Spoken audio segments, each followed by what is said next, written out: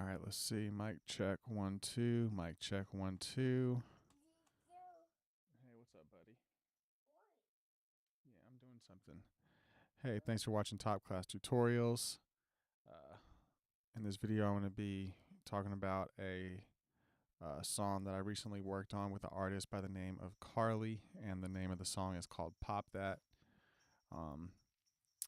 I can't really do live mixing or recording right now with my setup. Hopefully in the future I can. So I like to just kind of strip down the session and talk about everything that I did and my approach to it. Hey, Kyle, calm down, bud. So in this session, I just had everything. All right, go over there. Thanks. All right, sorry, I got my son. He's over here, just like annoying me with his little toy. So anywho, I recorded the session in my studio on my typical setup, which is using a Universal Audio LA610 preamp. I then passed that into a Avalon 737 preamp as well. Not as much for the like the tube saturation, but more for the EQ that's on the Avalon. It's got a nice little 32K band EQ on there that I can work with. So anywho, I'll play the song,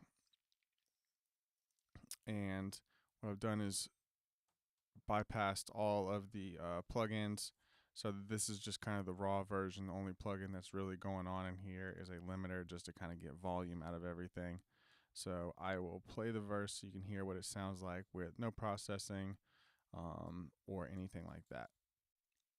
Jiggle that fat, pop that. Make it on my lap. Jiggle that fat, pop that. Now make it walk. Now make it. Jiggle that fat. Yeah, steady like the way I pop that. When he in it, I'ma talk that. Feel like, ooh, real big, make it stretch like this. You know it's real tight, but he making it fit. Like it when I get nasty. Yeah, freaky bitch, but I'm classy. I'm in the car, looking in the backseat. I told him post it, but he know he better add. I like the way you roll that tongue on me, and I ain't talking about OT. I stay rolling in the back, he got that N-I-O-D. Like it when I cook pasta in my panties. He got me dripping like water, no Stanley. He did me, then he bought me that plan B. But the way he hit it got me wanna start a family. Taking all my cash. Spinning that cash like Shaking all that ass. shaking that ass like Make it on my lap. yeah, Now make it walk. walk, Now make it. Okay, so again, that's with no processing, no compression, EQ, or anything like that. That's just kind of how it sounds going through all of my gear. And that's how I like it. I like it to really kind of sound good going into Pro Tools without any plugins or anything like that. When I'm doing tracking sessions, I will have very little plugins. Almost none of this is on here. The only thing that I might have is auto-tune for singers, and they want to stay in key, or they want to get the auto-tune effect. In this session, she was doing more rap than anything, so I didn't need auto-tune. It really just kind of had to sound good kind of from the beginning. So the only thing that I did was run it through my preamps, track everything out. We went through the process of punching in and out to see if we could get a better take on certain parts and things like that, and we finally settled for this. So my first approach, and again, this is kind of already an edited session.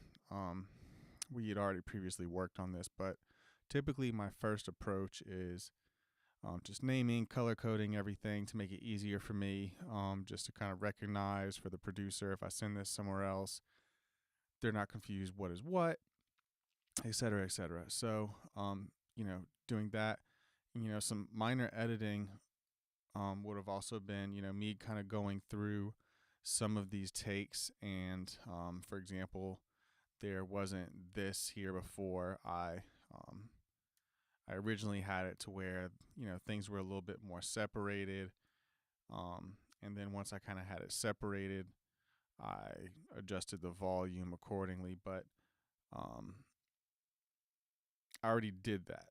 Um, so what I will do is go through and just listen and manually decide if something's too loud or too soft.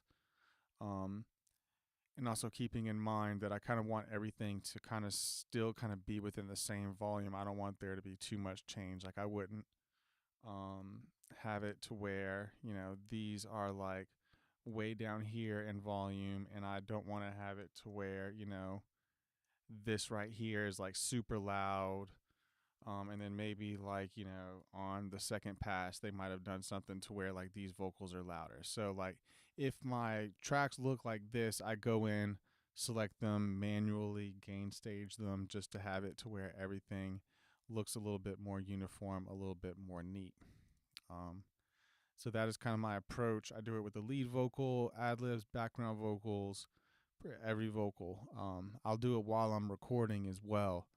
A lot of times when an artist is doing their ad libs, they're doing a couple of them that are, they're just talking, and then they got a couple of them where they're shouting, and they'll be obviously louder. And so, after the pass or after they're done recording, I'll go in and just say, hey, do you want to hear it back? And as I'm actually playing it, sometimes I'll have the opportunity to kind of go in, and as I'm listening, I can really decide, okay, does this need to be turned up or down, or does it fit, the energy of the song? Because a lot of times, something sounds, way different than, another take. But as far as like volume, but it just feels right. Like it doesn't, not everything has to be uniform, the same volume, it just is about the record. So you're really using my ears and deciding what I want to do there. That's the first step. The second step is if I don't already have like auto tune on the session and it needs auto tune or any type of pitch correction, I start adding that. Again, I didn't need it in this session, but that is like the next step in the process before I actually kind of get started to actually mix the song. Once I have all my editing complete and all my color coding, all my routing is done, then I start to get to editing the song, which is typically the lead vocal first. And on this lead vocal, I wanted to get a little bit more brightness out of her voice, and I love using the Studer 800 tape emulation plugin from Universal Audio. It really just gives the character that I just really like in vocals. I've tried it with a couple other instruments too. Just really with vocals, it shines for me. And also putting it like on the stereo mix, like on your stereo bus, like your mix bus or whatever you want to call it. Just kind of add that little extra bit of oomph to your record. So I'll play the vocal without it, and then I'll play it with the tape saturation. Jiggle that fat, pop that. Now make it walk. Now Jiggle make that, it. jiggle that fat. Yeah, said he like the way I pop that. When he in it, I'ma talk that. They like, ooh, real big, make it stretch like this. Yeah, you know it's real tight, but he making it fit. Like it when I get nasty. Yeah, freaky bitch, but I'm classy. I'm in it. And now here is with the tape saturation. Jiggle that fat, pop that. Now make it walk. Now Jiggle make that, it. jiggle that fat. Yeah, said he like the way I pop that. When he in it, I'ma talk that. They like, ooh, real big, make it stretch like this. Yeah, you know it's real tight, but he making it fit. Like it when I get nasty. Yeah, freaky bitch, but I'm classy. I'm in the car, looking in the backseat. I told him. So I'm not sure if you can hear the difference there. It's super subtle. So now what I'll do is just solo the vocal out. I'll just solo the vocal so you can hear just kind of like the effect, and I'll bypass it and unbypass it as I'm playing it. Yeah, said he like the way I pop that. When he in it, I'ma talk that. They like, ooh, real big, make it stretch like this. Yeah, you know it's real tight, but he making it fit. Like it when I get nasty. Yeah, freaky bitch, but I'm classy. I'm in the car, looking in the backseat. I told him post it, but he know he better add me. So it adds this character, this brightness that I really like to it. It really works for me. I love it on vocals. Next step is EQ, and I don't do a lot with my vocals when I record here. I usually just don't have to. I got a pretty good treated studio space, so there's not a lot of reflections. I do have some power singers that come in here though that really like to, you know,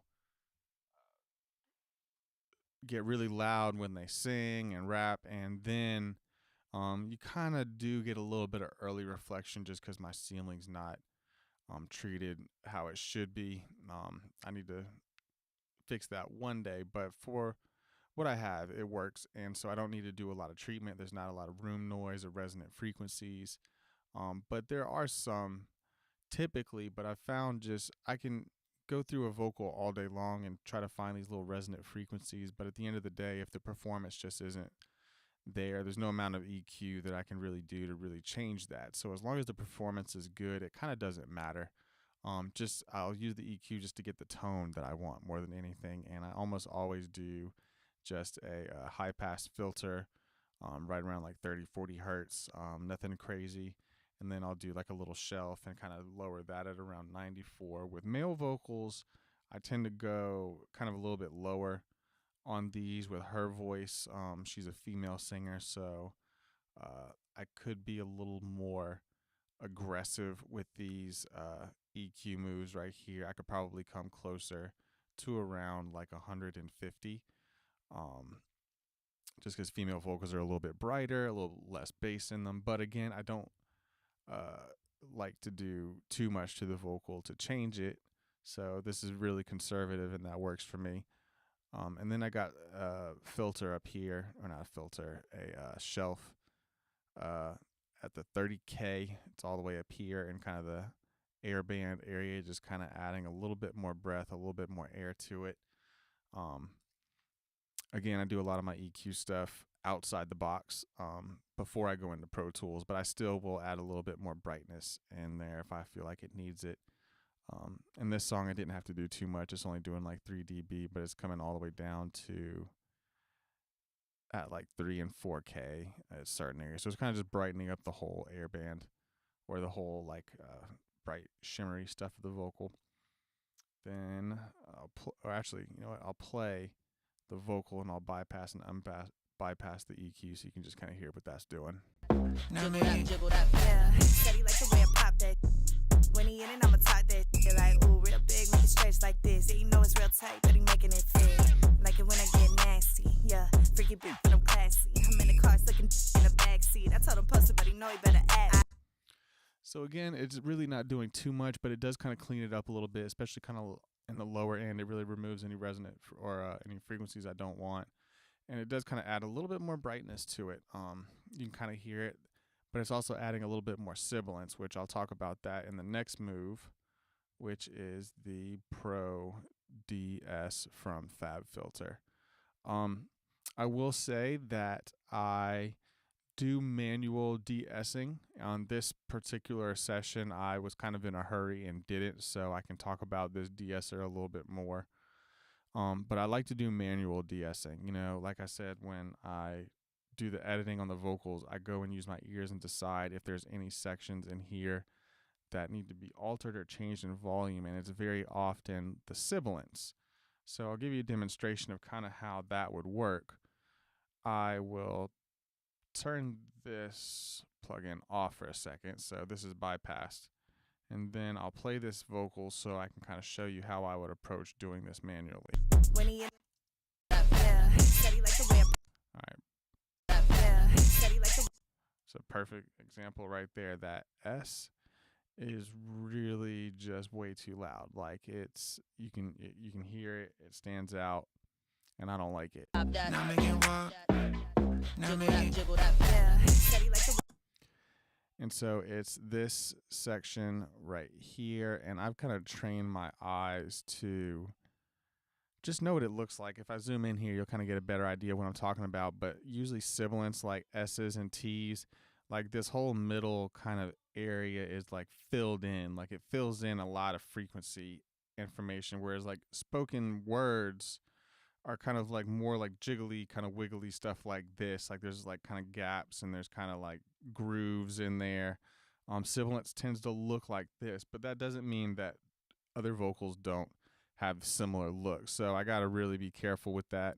A quick way that I will check is by using the scrubber tool. Now in Pro Tools, if you have the smart tool selected by selecting this bar right here, then it will enable your smart tool. Another way to do that is by hitting Command 7, and not 7 on the numeric keypad, 7 like above your letters on your keyboard. It won't work if you do it on the numeric keypad. It's a different key command. And then also if you want to cycle through the commands, Command 4 is going to be your hand tool. Command 3 is going to be your selector tool. 2 is your clip extender tool. I actually forgot what these tools are called. I just don't use them in their name. I just know what they're called. But this is like the grabber tool, the selection tool, and then this is like the I forget what this is called. It'll highlight it here in a second. I guess it won't. Okay, so anyway, whatever that tool is called, I forget, but I usually will have the smart tool selected, and I do that by just hitting Command 7, and it will select all 3 of those, and that allows me to, depending on where my mouse is, I can either have the selector tool, the clip extender, whatever this tool is called, or the grabber tool if I want to move things around. Don't want to move things around, so we'll put it back to how it was. And back to what I was saying is if you have that smart tool selected and you hold down the control key and you kind of put it right here, you'll see it turns into the scrubber tool. And it's only a temporary thing, so I'll go and zoom in on my vocal here and show you what it allows me to do. So if I take this area right here and kind of just click with my mouse and drag and scrub over it,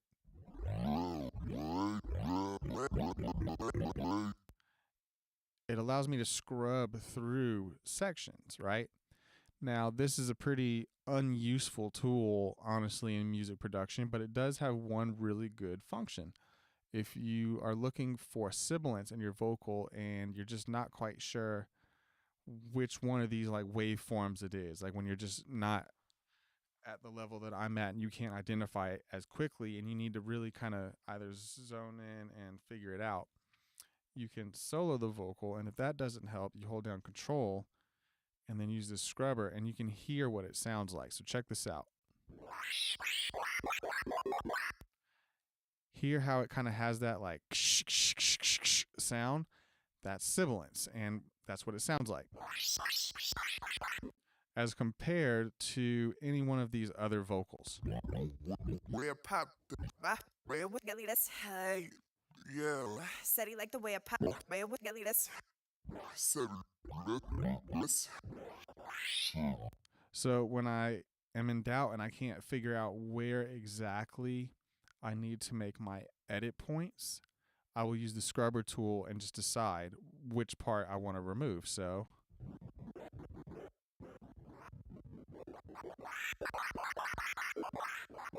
really just by looks, I can tell it's like this area right here.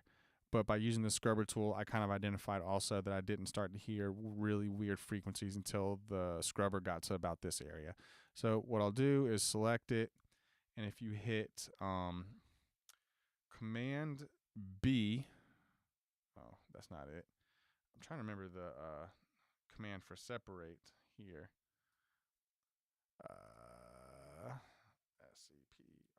SEPRATE.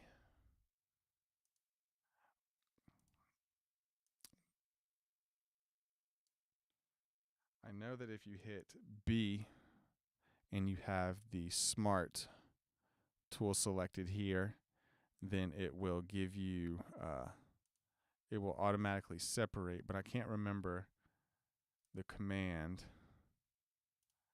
for. All right, well, this is a perfect example to kind of show off another little thing. So I use B on my keyboard to make separation. So if I just have this selected and hit B, it'll automatically just do it. Also, if you want to heal a separation, hitting Command H will heal any separations. But that's only if there's no time change and you didn't move anything. If you move things around, then it's not going to just heal it like that. It's only like if you accidentally make a separation and you just want to quickly put it back together, that heals the separation. But there's a command that you can use. Go to Setup and Keyboard Shortcuts. We'll type in Separate.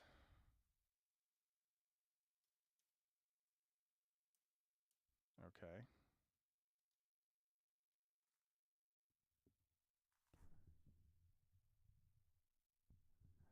Interesting. So I don't know what the command is, and I don't know if they got rid of it. I guess maybe they did. I can't remember what the command was. Oh, man. It should be.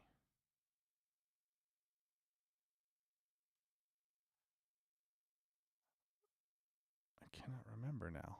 Okay, well, gosh, that really sucks. I really should know that, but I don't. I need to learn it in the future.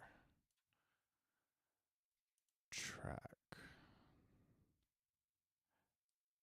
Maybe instead of using edit.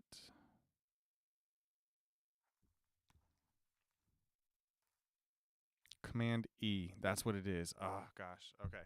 So separate clip at selection. So if you just for whatever reason don't want to use this little keyboard focus that allows you just to press like one key to use like a special little command, use Command E. And Command E is the command for separating clips. So once I've done that, sorry, I kind of got lost in trying to figure out that command.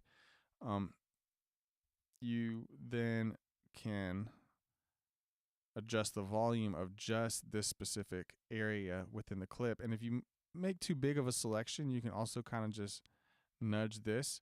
It'll kind of bring it back to the volume that it was originally at or wherever you're trying to make the edit. So now let's listen to what it sounds like with my manual DS. Pop that. Now making what? Now making Jiggle that. Yeah, steady like the way I pop that. As opposed to sounding like this. Yeah, steady like the way I pop. If you can hear the difference there, is drastically noticeable. Yeah, steady like the way I pop. And that's a great way for de-essing because it doesn't require a plug-in. You don't have to worry about, you go to a different studio or you send it to a producer. If they don't have your de-essing plug-in, your sibilance is going to stand out, which, is not a good thing. So I like to manually de-ess, but in this particular session, again, I was in a hurry and didn't have time to go through each little area and manually do it. So I threw this on as kind of like a quick, like, all right, let me hurry up and, just meet the deadline. You know what I mean? I had to finish this project on time. So I put this de-esser on here and I will play the vocal now without the de-esser. Well, actually, I'll play it. Yeah, I'll play it without the de-esser, and then I'll play the vocal again with the de-esser on it. Jiggle that. Yeah, steady like the way I pop that. When he in it, I'ma talk that. They're like, ooh, real big, make it stretch like this. Yeah, you know it's real tight, but he making it fit. And now here's with the de-esser plug-in. Jiggle that. Yeah, steady like the way I pop that. When he in it, I'ma talk that. They're like, ooh, real big, make it stretch like this. Yeah, you know it's real tight, but he making it fit. Like it when I get nasty. Yeah, freaky beat. And these settings are super aggressive. I mean, I have it set to doing at some areas like -10 to -15 dB of gain reduction, but that's kind of what I do with my de-essing manually sometimes. It's just that it picks certain words or certain sibilants that maybe doesn't need to be attenuated that much, and then it makes it sound strange to me. It just doesn't feel natural. I like to use the manual method. But when I went in here and set up these settings, it had like look ahead on. I turned that off because it adds latency, and I didn't really need it.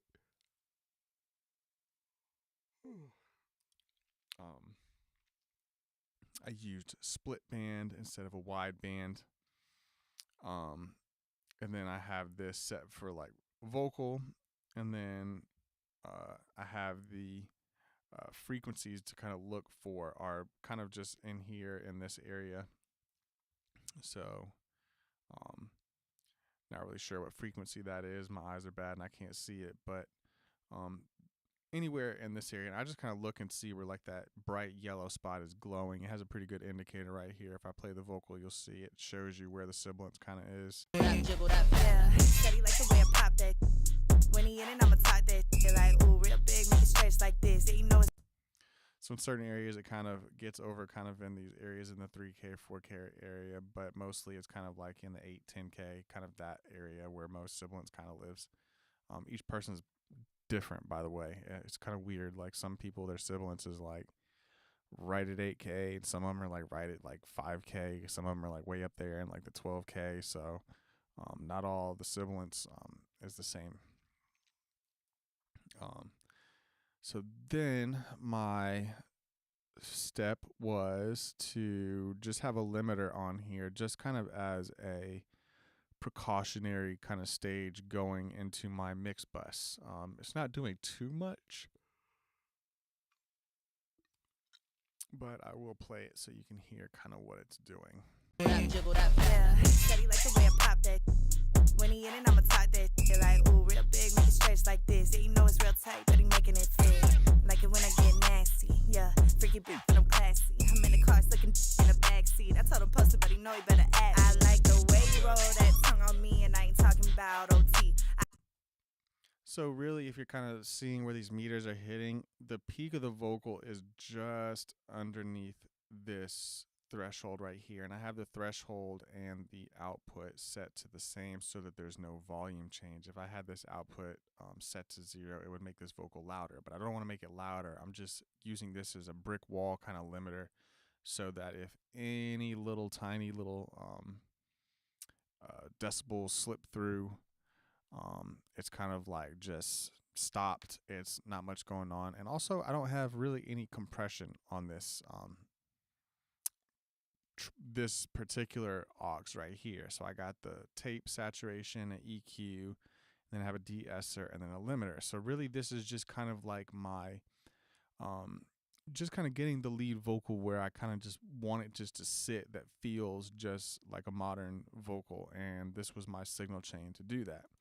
So what I'll do is, using the key command Shift and 2, I can quickly bypass inserts A through E, and Shift 3 will bypass inserts F through J. So I'll play the vocal again with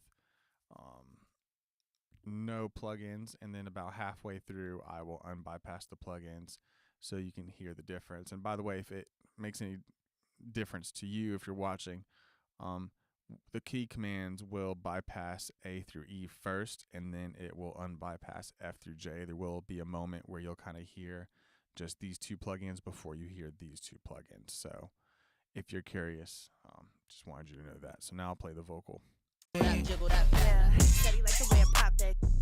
When he in it, I'ma talk that shit like, ooh, real big, make it stretch like this. Yeah, you know it's real tight, but he making it fit. Like it when I get nasty, yeah, freaky bitch, but I'm classy. I'm in the car, looking in the backseat. I told him post it, but he know he better act. I like the way you roll that tongue on me, and I ain't talking about OT. I stay rolling in the back, he got.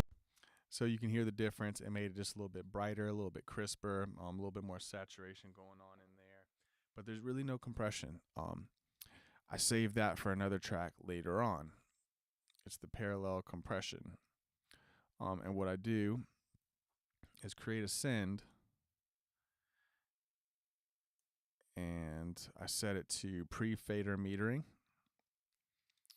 This allows me to send a full signal to this parallel compressor, and I don't have to worry about that signal being changed by the volume of my aux track. If I had this set to just normal, anytime I make a volume change on this track, it would adjust how much of that audio signal is going to my parallel compression bus. I don't want that. I want the full signal. Just however much is going to this bus, I want to be the pretty much exact same. However, there is one slight kind of caveat, or kind of slight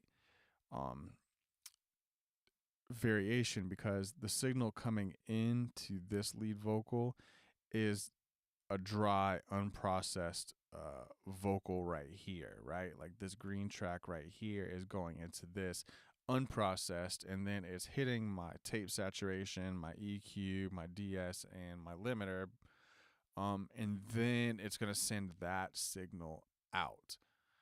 So important to know, and most DAWs, all of your sends are going to be post effect.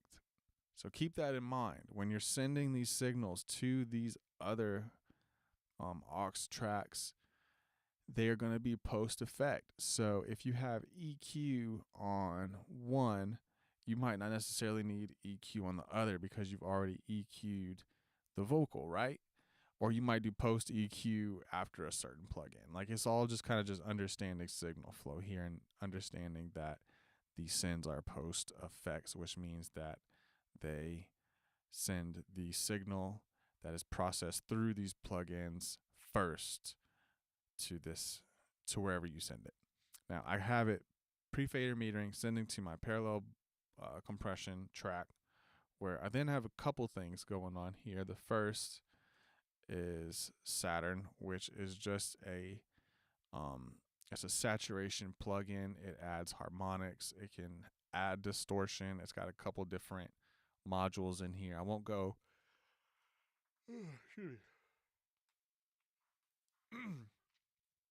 I won't go into the full details of like this plugin itself, but it's great for adding harmonics and really kind of adding some crispness to the vocal. So what I'll do is play just the parallel compression bus so you can hear kind of what this saturation is doing to this lead vocal.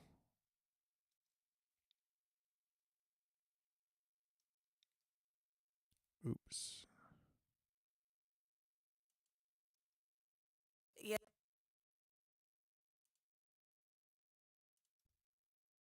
Yeah, said he liked the way I pop that. When he in it, I'ma talk that shit like, ooh, real big, make it stretch like this. Yeah, you know it's real tight. So what you're listening to is the processed vocal after it's gone through my lead vocal bus. So it's got the tape saturation and EQ, and this is without the saturation plugin. And now I'll play the vocal and I'll unbypass the saturation plugin halfway through. Yeah, said he liked the way I pop that. When he in it, I'ma talk that shit like, ooh, real big, make it stretch like this. Yeah, you know it's real tight, but he making it fit. Like it when I get nasty. Yeah, freaky bitch, but I'm classy. I'm in the car, looking in the backseat. I told him. So just adding a little bit more harmonic quality to it. It's also bringing out that sibilance a little bit more, which is also why I was de-essing so hard in the lead vocal bus, because I knew that after I had processed it with this saturation, more of the sibilance started coming out. So I was really, really, really aggressive with my sibilance control and my de-essing on the lead vocal bus because I anticipated for that change. Another thing that's going to make it change is the compression that I have on here. The compressor that I decided to use was a bus compressor. Even though I only have one lead vocal going to this, I still love to use this kind of as like a glue compressor. It really is just got a good tone to it. It's very versatile.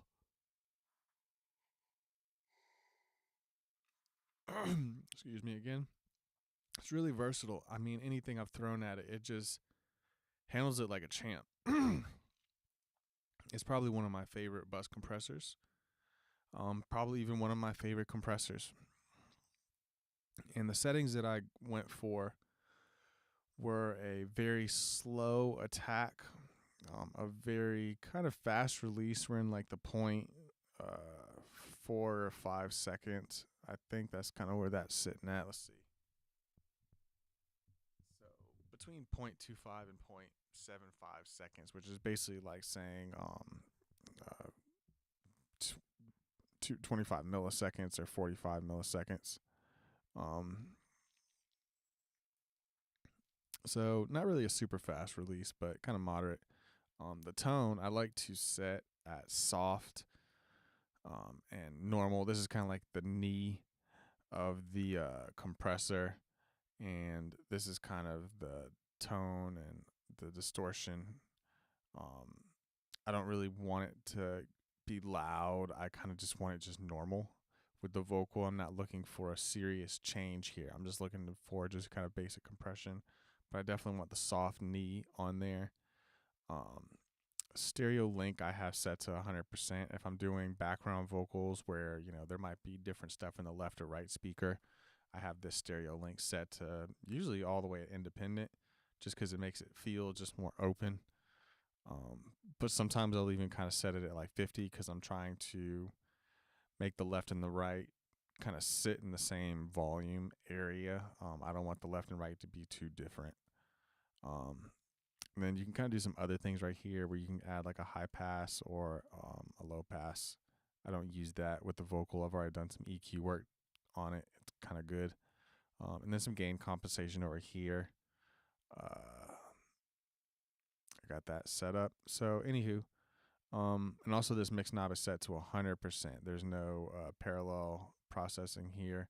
Now, if you're wondering, why don't I just put this plugin directly onto this lead vocal bus and just do a mix between like wherever I want it, right? It doesn't quite work the same way. It does, but it doesn't. There's a video online that kind of talks a little bit more about it. I watched it myself.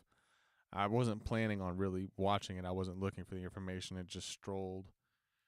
I was just scrolling through YouTube and it said, you might like this video. And I happened to think it was an interesting title and I watched it. And what it talks about is how when you look at the phase correlation between the unprocessed and processed signal, essentially what this mix knob is doing is it's only folding in the audio that's processed once it reaches a certain threshold. So even at like 2 or 3 or 4%, where you'd expect that there'd be a blend of the dry signal and the process, there technically isn't. It doesn't actually start adding it in until kind of like, depending on kind of where your settings are set. If you have like a really aggressive setting, I think like it kicks in a little bit sooner versus later, but on my settings, it kind of doesn't fold them in until later. So anywho,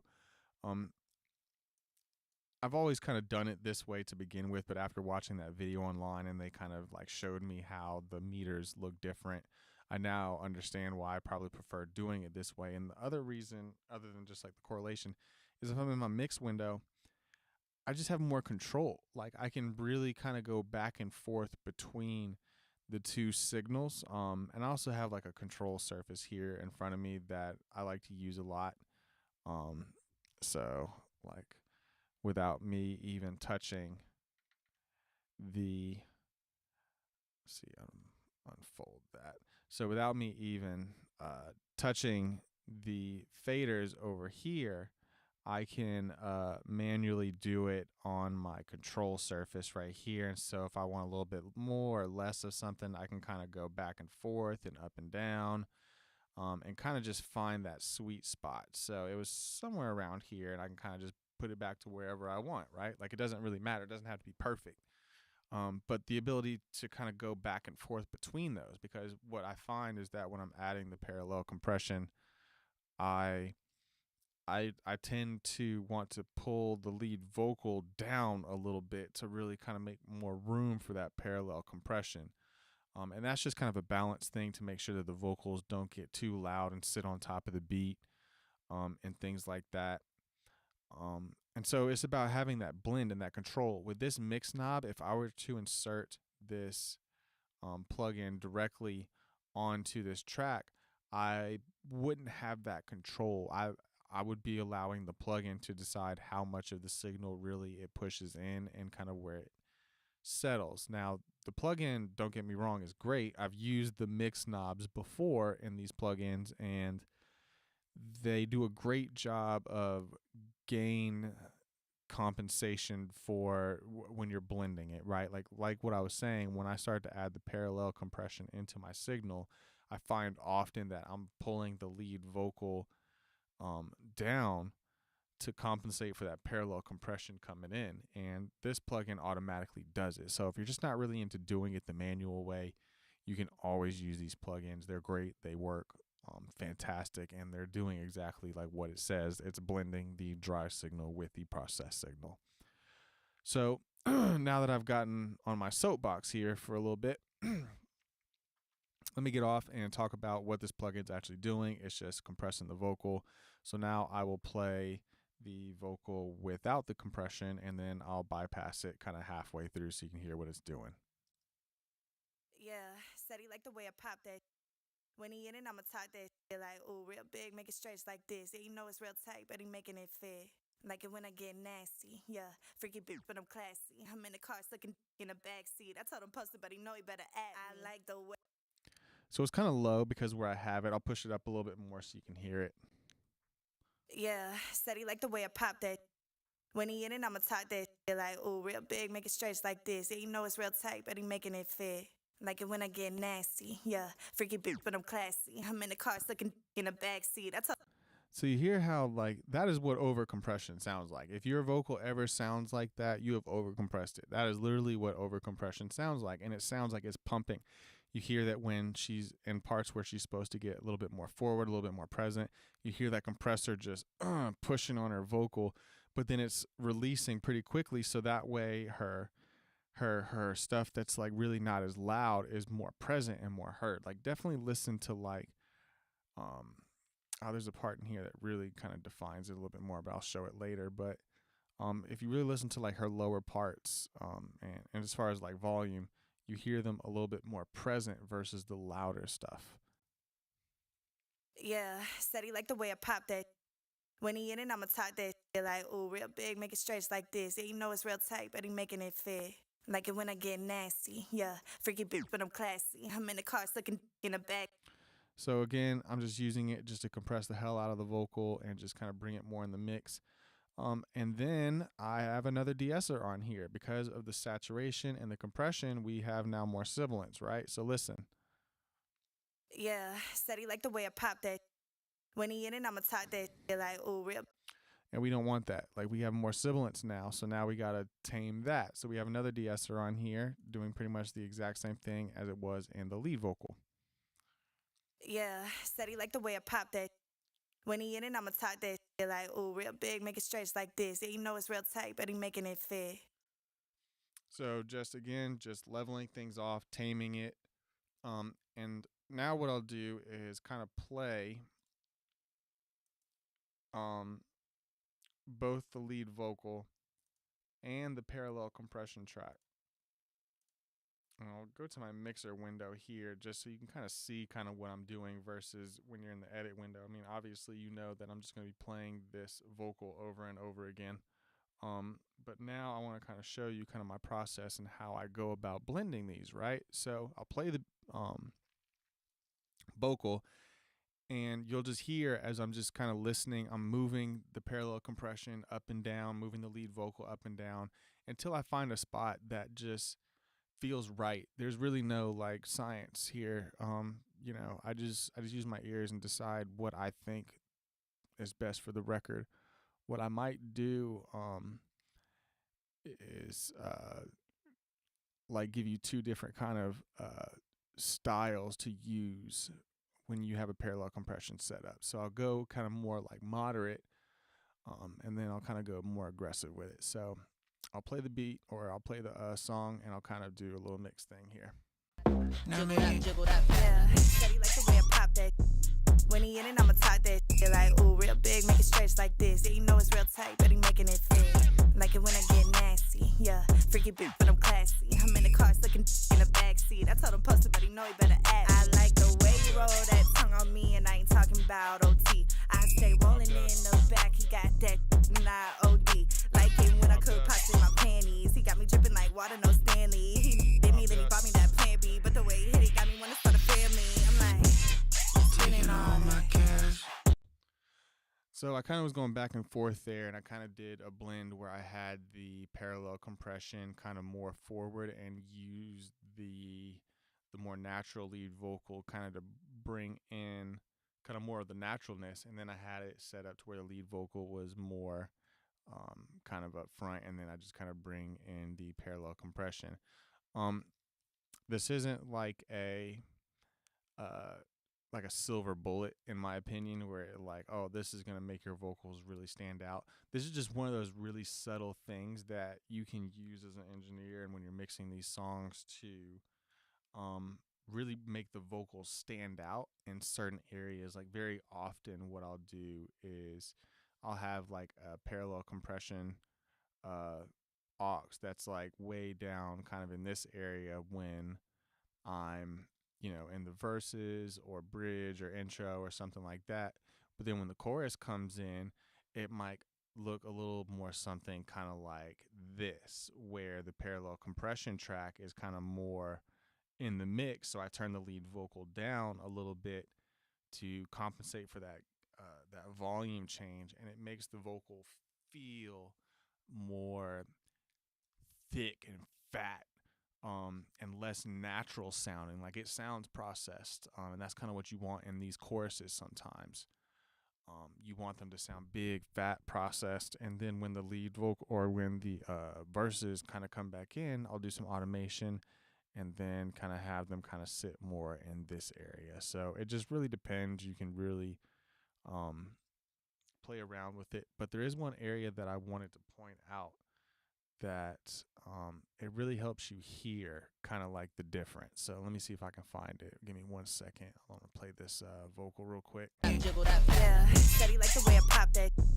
When he in it, I'ma talk that shit like, ooh, real big, make it stretch like this. Yeah, you know it's real tight, but he making it fit. Like, I think it was right there. Let me see. you know it's real tight, but he making it fit. Like it when I get nasty, yeah. You know it's real tight, but he making it fit. Like it when I get, you know it's real tight, but he making it fit. Like it when I get. I don't think that's the exact part that I was talking about, but it's a good idea or a good area to actually kind of demonstrate that. Actually, I think I know where it is. I think it's right here. The way you roll that tongue on me, and I ain't talking about OT. The way you roll that tongue on me, and I ain't talking. All right, yeah, that's actually it, because I can actually visually kind of see kind of what's going on. So in the beginning of kind of the second half of her verse, she kind of ducks down in volume, and you really hear it in her performance, right? So listen to how she's performing, and you hear the actual kind of volume of her like performance kind of goes down a little bit. The way you roll that. I'll bring it back a little bit so you can hear. I'm in the car looking in the backseat. I told him post it, but he know he better act. I like the way you roll that tongue on me, and I ain't talking about OT. I stay rolling in the back, he got that.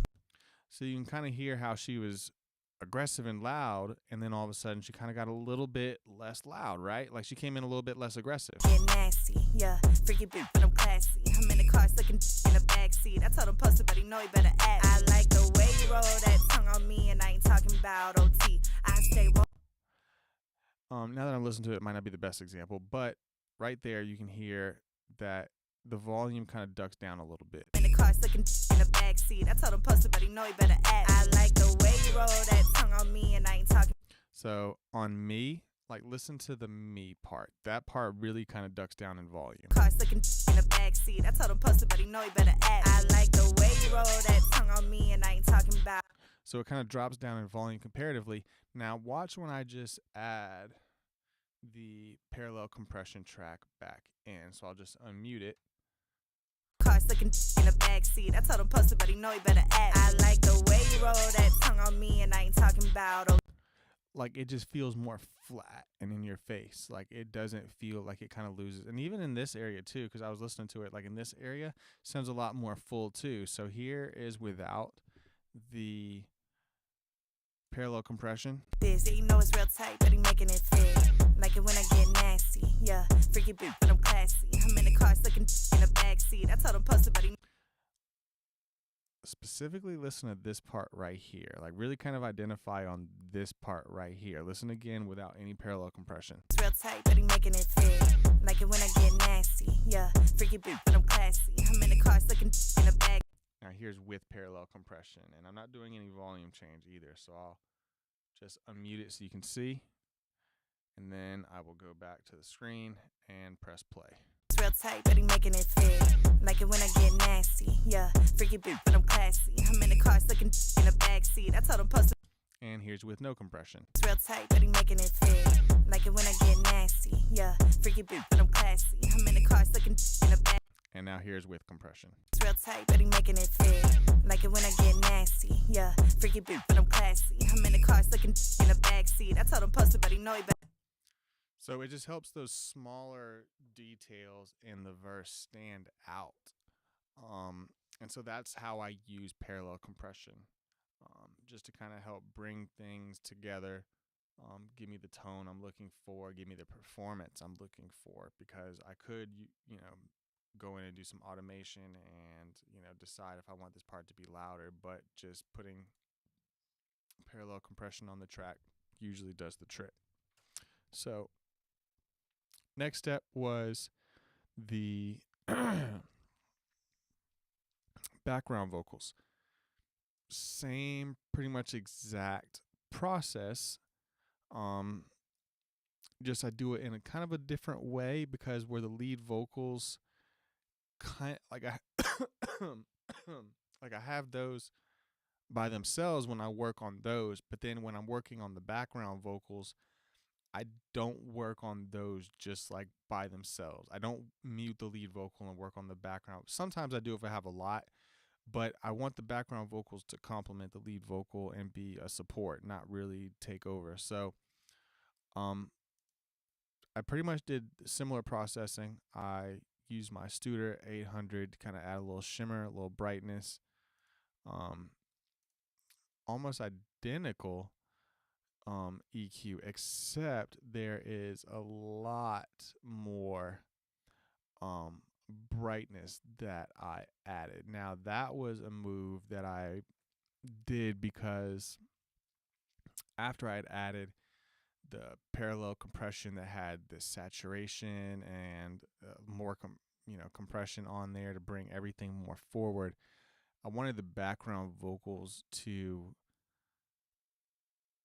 still kind of sound as close to the lead vocal as possible without competing with it. So I really pushed the brightness up on these a lot to really give them a lot more shimmer. And then because I pushed up a lot more brightness, I have a lot of de-essing going on. The range is like down at negative 9 dB. And then I just kind of blended those in together. Now what I kind of like to do is have my background vocals stay at 0. Like it's a little bit below 0 there, but I like to put my background vocals on my aux right at 0. I don't know why. It's just I just kind of always have done it that way. I've never found a reason to adjust this particular knob. When I'm blending my background vocals, I do a lot of the volume adjustment directly on the individual tracks themselves, that then feed the background vocal bus. I don't do a lot of volume change on here. However, the lead vocal is a completely different story. I'm constantly kind of moving that up and down, moving it around, trying to see kind of where it fits, especially if I'm doing a lot of stuff with the beat. And this one I didn't do a lot, so it was pretty simple. So same processing on the background vocals, de-essing, some saturation, some EQ. I don't have any compression on there, and that is because I went through manually as we were kind of doing these, and like I said, I decided kind of where I wanted these to kind of sit with the vocal, and they sounded good. So this is what the background vocals turned out after how the let me get my wording together. This is how the background vocals turned out after all of my processing. Pop that, Make it on my lap. jiggle that fat, pop that, Now make it walk. Now jiggle make that, it. jiggle that fat. Pop that. When he in it, I'ma talk that. They like, ooh, real big, make it stretch like this. But he making it fit. Nasty. Freaky bitch, but I'm classy. In the backseat. You know it. Add me. I ain't talking about OT. And I OD. And my pennies. No standing. Plan B. So that's how they sound, and that's cool. They're just kind of meant to kind of be there in the background, nothing really special. So now here is the lead vocal and the background vocals all together. Fat, pop that, Naked on my lap. jiggle that fat, pop that, Now make it walk. Now make it. Now jiggle make that, it. jiggle that fat. Yeah, steady like the way I pop that. When he in it, I'ma talk that shit like, ooh, real big, make it stretch like this. You know it's real tight, but he making it fit. Like it when I get nasty. Yeah, freaky bitch, but I'm classy. I'm in the car, looking in the backseat. I told him post it, but he know he better add. I like the way you roll that tongue on me, and I ain't talking about OT. I stay rolling. So that's how I forgot to mention, actually, now I'm looking at it, there's a dynamic delay on each of these. So let's take a look, and they're identical. I think, if I'm not mistaken, I have these set up in a group. I do not, but it doesn't really matter. They look pretty much identical. So I probably just did a setting on one and copied it over, but there is some delay on here, so I'll play this section right here so you can hear what all of that delay stuff sounds like. Yeah, pop that. Real big, make it stretch like this. But he making it fit. Nasty. Freaky bitch, but I'm classy. In the backseat. You know it. Add me. So just kind of adding a little echo on there, kind of gives it the impression that there's reverb on it, but there's really not. One thing that I know about delays is, I remember learning this in school. Reverb makes things feel further away. Delay helps bring things forward. Now, not in the sense of like, if you add a delay on something, it makes it sound like it's more like louder volume wise in the mix, or sounds like it's more up front. It's kind of what it does is, by adding that delay, it causes your ear to kind of like hear the delay of whatever it is you put it on, and your attention kind of gravitates towards that delay, and it makes it feel more forward. Reverb, because of how we hear things, and how you use reverb, I'll say that, makes things feel further away, because that's how we hear things in our normal world, and that's how we expect it in music too. So we use reverb to place things kind of further away, also to kind of smear things around a little bit and kind of help the performance. But delays kind of push things more forward. So if you can kind of hear what's going on there, I'll bypass these plugins so you can kind of hear what I'm talking about. Now Jiggle make that, it. jiggle that fat. Yeah, steady like the way I pop that. When he in it, I'ma talk that shit like, ooh, real big, make it stretch like this. You know it's real tight, but he making it fit. Like it when I get nasty. Yeah. And now here's with the delay. Now Jiggle make that, it. jiggle that fat. Yeah, steady like the way I pop that. When he in it, I'ma talk that shit like, ooh, real big, make it stretch like this. You know it's real tight, but he making it fit. Like it when I get nasty. Yeah, freaky bitch, but I'm classy. I'm in the car, looking in the backseat. I told him post it, but he know he better add. I like the way you roll. So there's two areas specifically that I hear it the most. Like right here, you can really hear kind of how that delay is helping this particular area stand out. So listen to without any dynamic delay. Yeah, steady like the way I pop that. When he in it, And now here's with delay. yeah, steady like the way I pop that. When he in it, You hear how you hear pop that, pop that, pop that. Like it kind of stands out a little more. yeah, steady like the way I pop that. When he in it, yeah, steady like the way I pop that. Very subtle, but you hear it. It's the pop that, pop that, pop that. It kind of brings it up. Like you hear the pop that, and it brings it to your attention. Now, there is supposed to be a lead vocal right there, and if you use your imagination, you can probably imagine what she's saying. But to kind of make this a little bit more of a cleaner video, I went through and edited and took out all the explicit content. The point is, you use that delay to kind of bring it up a little bit, and it's a quarter note. Feedback is set at about 33%, and the mix is at 4% on one, and I think it's a little different on the other, like 6 or 7 or 8%. I can't see from here. But I got that on these ad-lib tracks. And then she's got these other background vocals here that I do have auto-tune.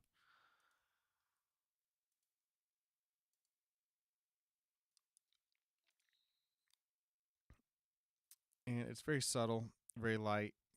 We're doing at a retune speed of 147. So really not much of anything, but it does kind of add like a little bit of a quality. Anyone that knows that auto tune adds a little bit of something to the vocal. Even Melodyne can kind of add a little bit of something to it. It just makes it kind of feel a little more rounded sometimes. So, anywho, I'll play these so you can hear what this auto tune is doing. Spinning that cash, like shaking that ass, like. Oops, looks like I missed a explicit lyric. I completely missed that until just now. I guess I didn't think that was a bad word, but anywho, I curse on here all the time, so it doesn't really matter. So I got auto tune on that last section, and I did that only because of the feel that these vocals were giving me.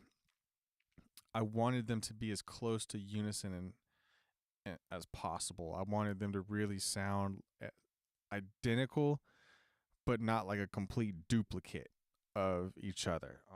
Because I have them, if you look at my fader here or my pan knobs, I have one kind of left, one kind of right. And so, excuse me. And so what happens is when you pan one signal left and right, your ear can kind of distinguish between the two different takes a lot better. And so timing has to really be on point. Not always. It's kind of okay when they're different because you might like the way it sounds, but they still need to at least be close enough to each other to where they don't sound wrong. So use your better judgment on that. And then frequency. Like if one is kind of hitting a different note than the other, then it really stands out. Like especially if it's like wrong, like a wrong note. Like if singers are doing harmonies and I pan one harmony left and right and they do one wrong, I can immediately identify where the problem is just by listening to either the left or the right speaker. But when you have them both in the middle, they kind of cover each other up. So I know when I do vocals that are spaced out, I like them to be as close to as possible. When I edited them before I made this video, I made sure to kind of manually go in and just look at them, and if I needed to move anything around, I would just select it and just kind of move it around until it was where I felt like it needed to be. Obviously, I don't want to change anything. It's cool now, but just to kind of show you kind of how meticulous I was with that one area. I really just wanted them to be as perfect and as close to identical as possible. And then kind of bring everything together with just some vocal effects. This is my standard kind of vocal effects bus that I use. It works like 95% of the time. I typically will only use a plate or a hall reverb and a room reverb, and I have a couple different delays set up. 64th note, 32, 16th, 8th, 4th, half, and a whole note. Whole note I almost never use for anything. I don't want to have a static whole note delay repeating through my thing. But I do have it on there if I want to. There might be a section where I use it. There might actually be a couple of sessions where I actually have used it. But excuse me. I use it more of like an effect. So I'll like have it to where I automate it to where that whole note delay only happens in like a bridge section, so that like one word specifically will like echo out. More of it as like a delay throw than as a static reverb. I very often use eighth and quarter note, even 16th notes. Those are like my top three that I use when I'm just kind of blending vocals, trying to find a mix. And you'll see what I actually did with this one is I did a little bit of eighth and a little bit of a quarter note. And I think that's because the eighth is, it's a dotted eighth note. So it's kind of landing on different beats and measurements than the quarter notes. It's really kind of in different areas to kind of help make that vocal feel kind of wider and bigger. And then I just settled on using just my plate reverb, which is just the Valhalla plate.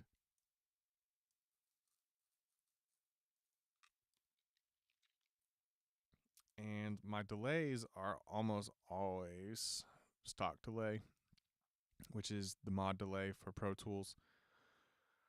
Delay is delay. I don't really have to put too much thought into it. It just kind of repeats and echoes. Some delays do have some really cool filters and cool things in there, but ultimately the way I use delays is I don't want them to be obvious. In electronic music, it's a little bit different, but in my vocal production strategy is I don't want anyone to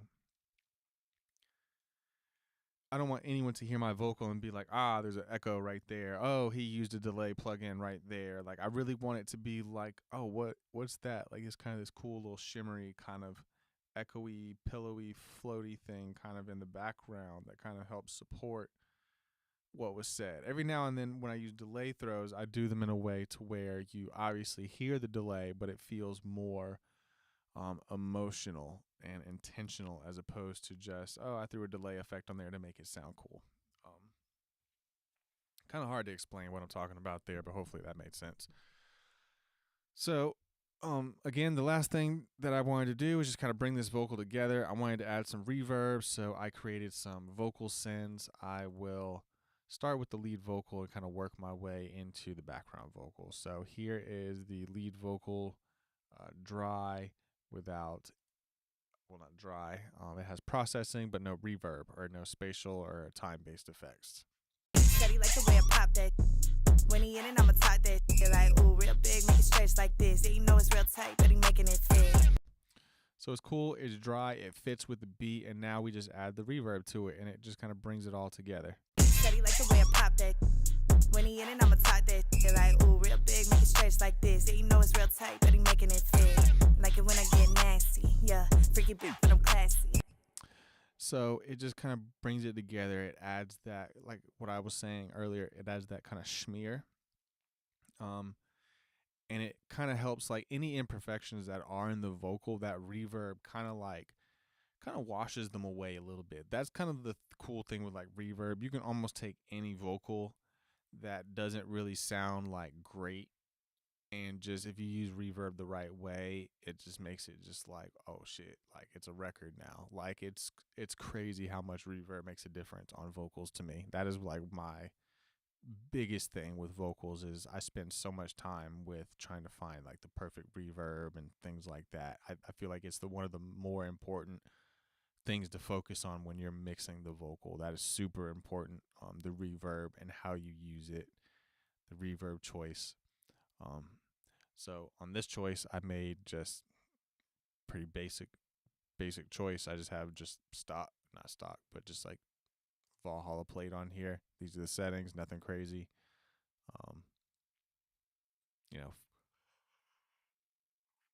4.9, 4.9 seconds. I don't have any pre-delay on here. I wanted it to feel really saturated and wet. So I had the pre-delay set on 0, and the way our vocal sounds, it's like super forward anyway, so it didn't really drown it out too much or wash it out. I liked how it felt. It is kind of loud, but I like it. Steady like the way I pop that. When he in it, I'ma talk that. You're like, ooh, real big, make it stretch like this. Yeah, you know it's real tight, but he making it fit. Like it when I get nasty. Yeah, freaky big. Something else I'll add in here because I haven't gotten to that. This is not in pre-fader metering, so the reverb is affected by the volume, right? So watch, when I turn this lead vocal volume down, the reverb will go down, and you're probably thinking like, well, duh, that would be expected, right? Well, that's not always what you want. That's not always what you want, and sometimes it's helpful to put things in pre-fader metering to dial in the reverb that you want, the reverb that feels right for the track. And then when you turn down the lead vocal, the reverb still stays in place. so it doesn't feel like the vocal got lost a little bit. So just kind of use your better judgment on that. In this scenario, because I'm not focused on the reverb sounding like it's in a space, but just using it as kind of like an effect to kind of just help it out, I have it set to just regular, I guess, whatever. It's not in pre-fade or metering. So that way it's adjusted by the volume. Steady like the way I pop that. When he in it, I'ma talk that. They're like, ooh, real big, make it stretch like this. Yeah, you know it's real tight, but he making it fit. Like it when I get nasty. Yeah, freaky bitch, but I'm classy. I'm in the car, looking in the back. So I turn the volume of that lead vocal down a little bit to kind of compensate for that reverb, kind of bringing kind of more volume to the lead vocal. That's kind of another thing too with these reverbs, is when you add reverb to a track, it kind of makes it sound louder, and in the back at the same time. It makes it like what the lead vocal sounded like. It sounded like it was way further in the back, but it also sounded like it was like the lead vocal that was way in the back, but then also too loud at the same time. So adding reverb to things kind of makes the lead vocal kind of feel a little bit louder. So I typically will sometimes, again, have to pull that lead vocal down a little bit in my mix. So I pulled it down a little bit more to compensate. Now let's add our parallel compression, which is not driving any reverb or delay. Actually, let's add the delay first before we go into the parallel compression, because then that'll make more sense. So now we have our vocal delay, and I'll mute the reverb so you can really hear what these delays are doing. So the vocal delay is set up to do both of these delays simultaneously, because I have vocal delay set to all of my vocal delay inputs. So theoretically, I can just turn any of these up at any point in time to decide which one I like, which is how I like to do my reverbs as well. Those are all set to one vocal verb input, and I can just decide which one I want to use by adjusting the volume. So now let's check out what these delays are doing. Steady like the way I pop that. When he in it, I'ma talk that. They're like, ooh, real big, make it stretch like this. Yeah, Now that's the dry vocal. Now here's with the delays. steady like the way I pop that.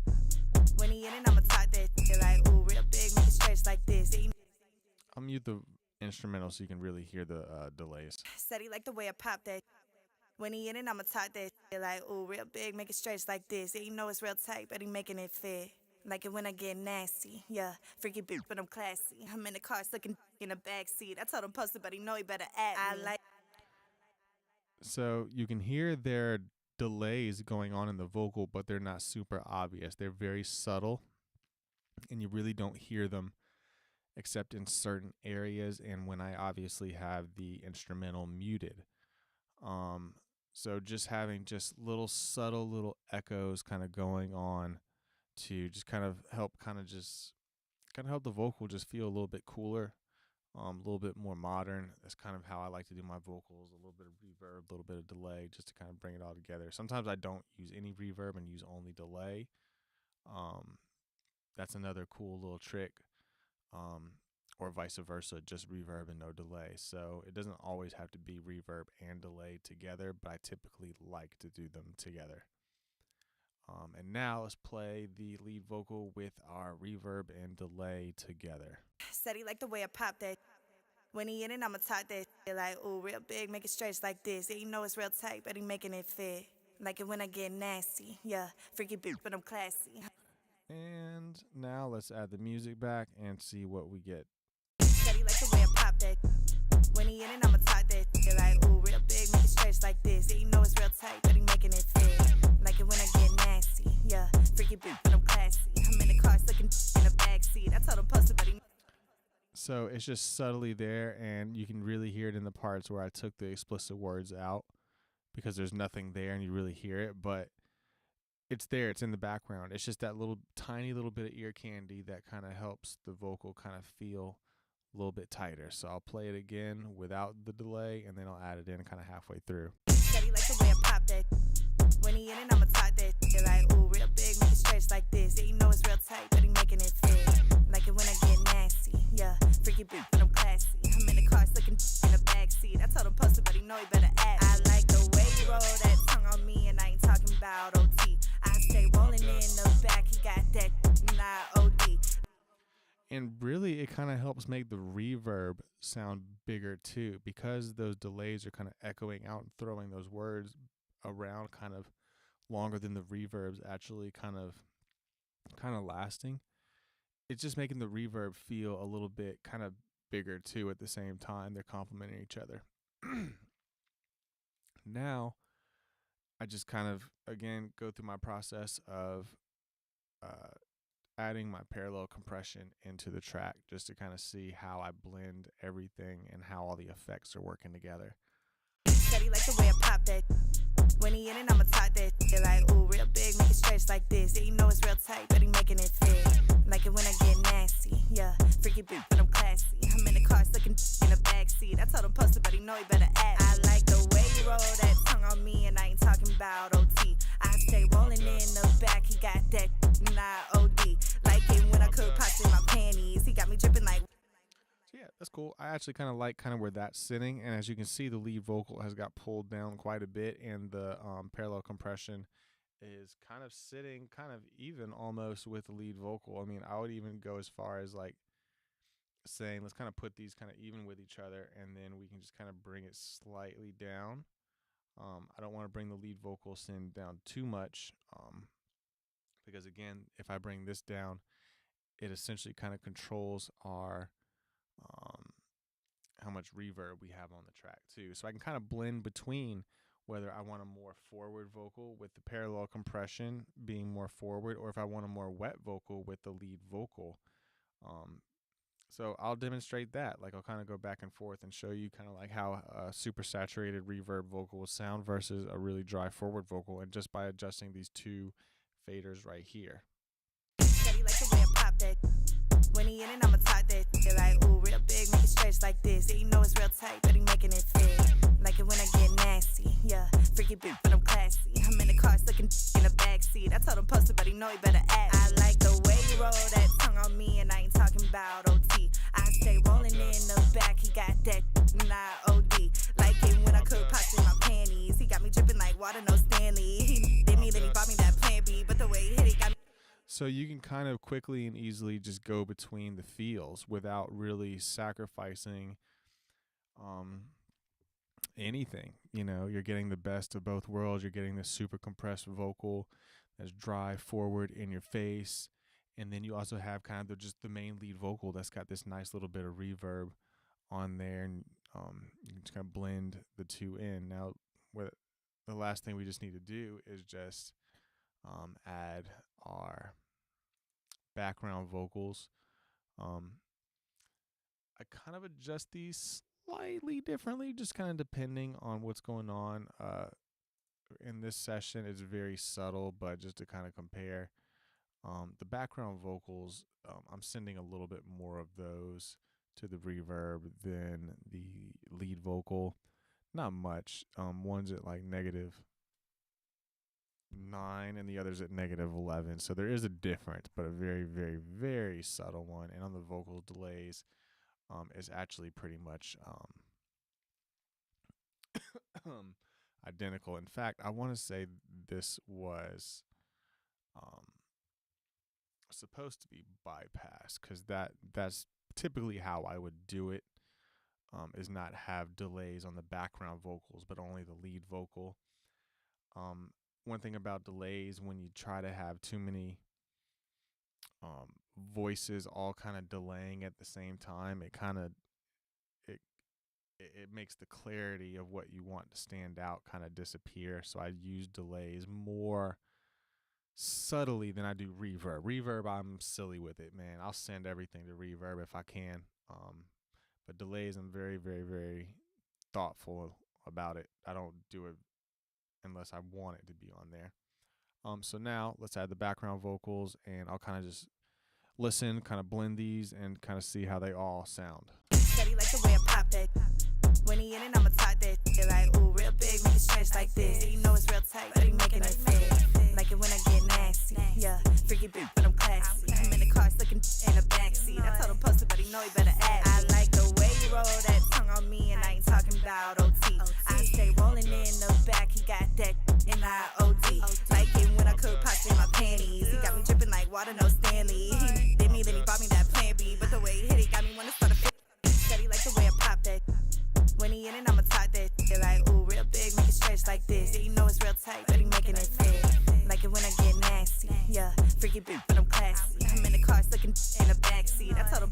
know you better ask. I like the way you roll that tongue on me, and I ain't talking about OT. I stay rolling in the. Okay, cool. I like how that feels. It doesn't feel too, um, it just feels right. I don't know. It's a subjective thing, you know. I can teach you all day long how to EQ, compress vocals, but I can't tell you how to make vocals sound good.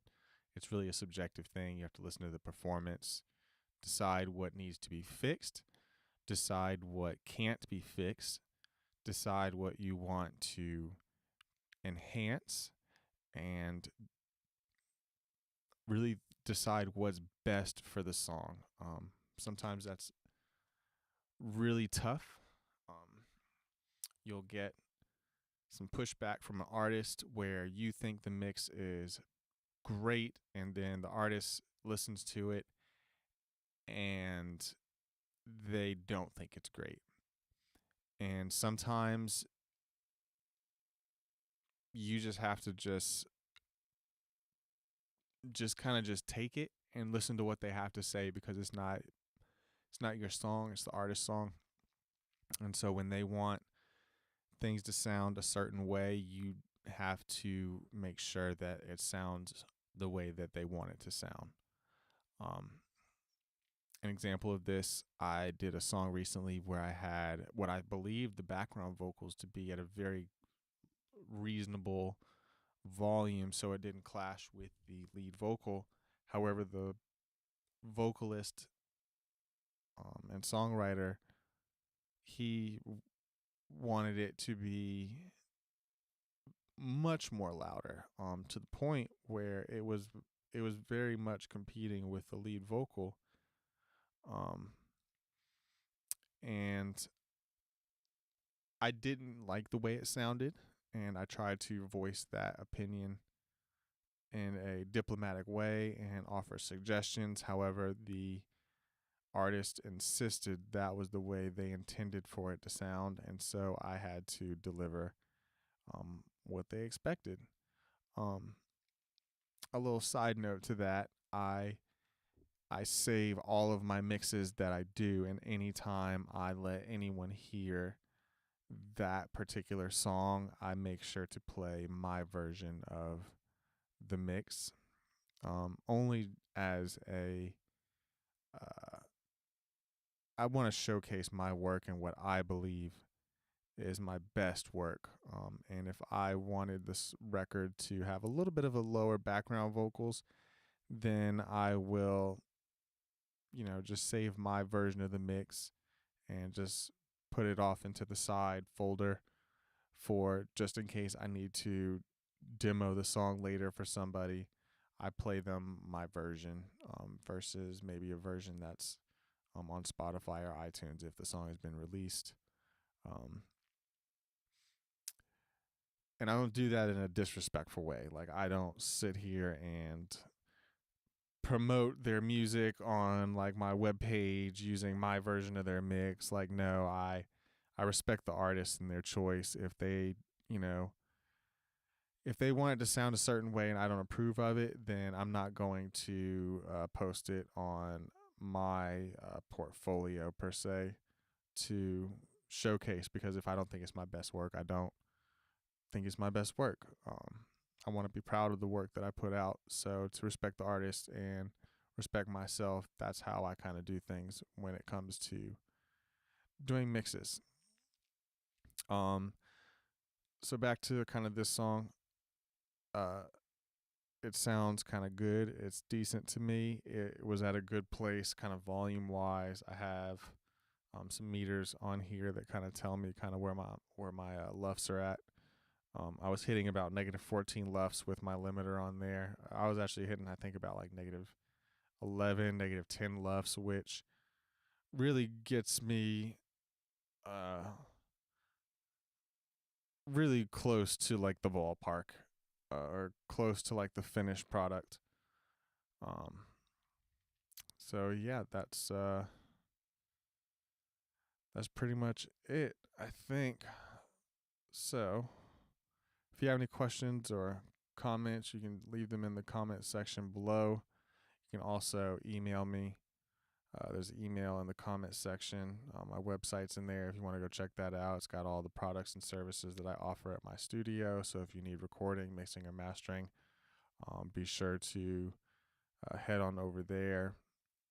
Check out some of the info. You're more than welcome to contact me directly as well if that's easier for you. And that's pretty much, I think, it. Let me think if I'm missing anything. I typically sometimes do automation. I didn't do it in this song because I was in a time crunch and I just had to deliver this all quickly. So I didn't do very much of anything.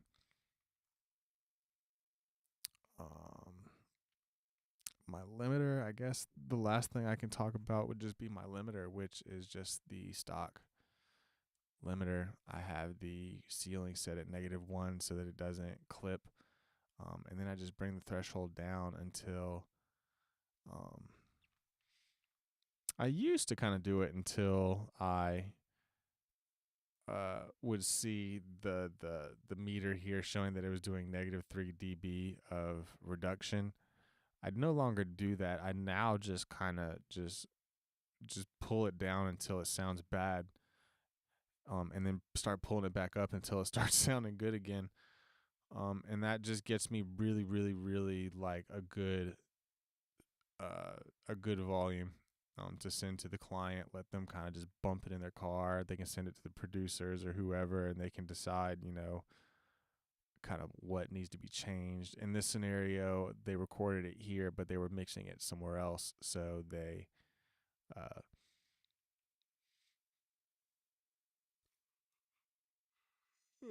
excuse me.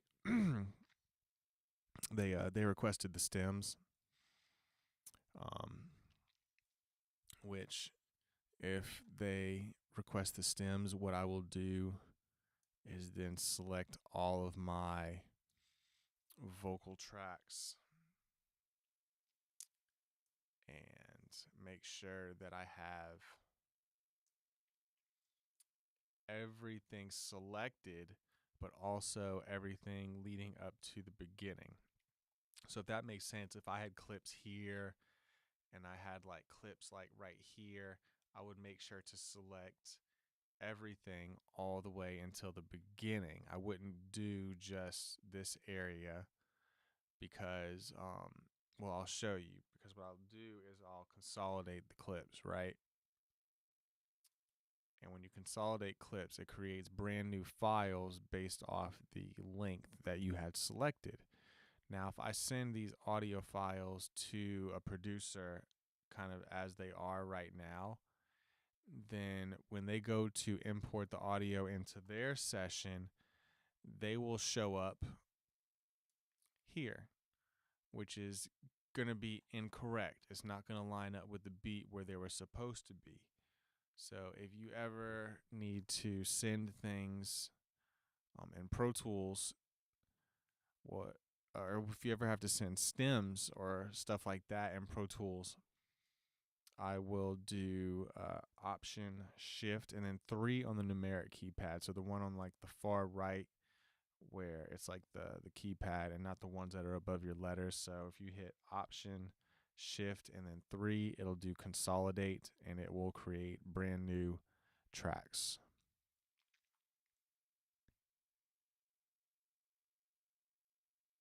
Also, let me clarify, it doesn't create brand new tracks, it creates brand new clips before someone out here decides to butcher me on YouTube for making a incorrect statement.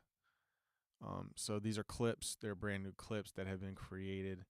And then what I can do is select individual clips. And then if I hit Command Shift K, I can export the track.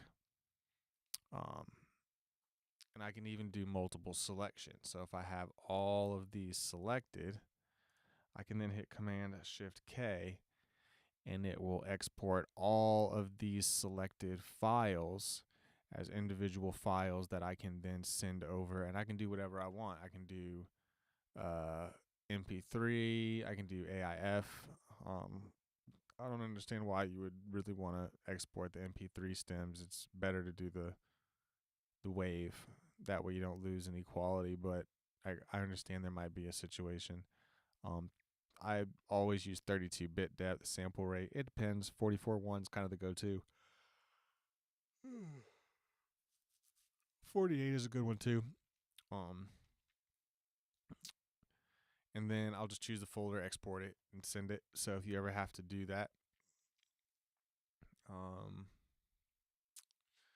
some other things when I'm mixing songs, you go to setup playback engine, and I make sure that the samples are as high as possible when I'm recording.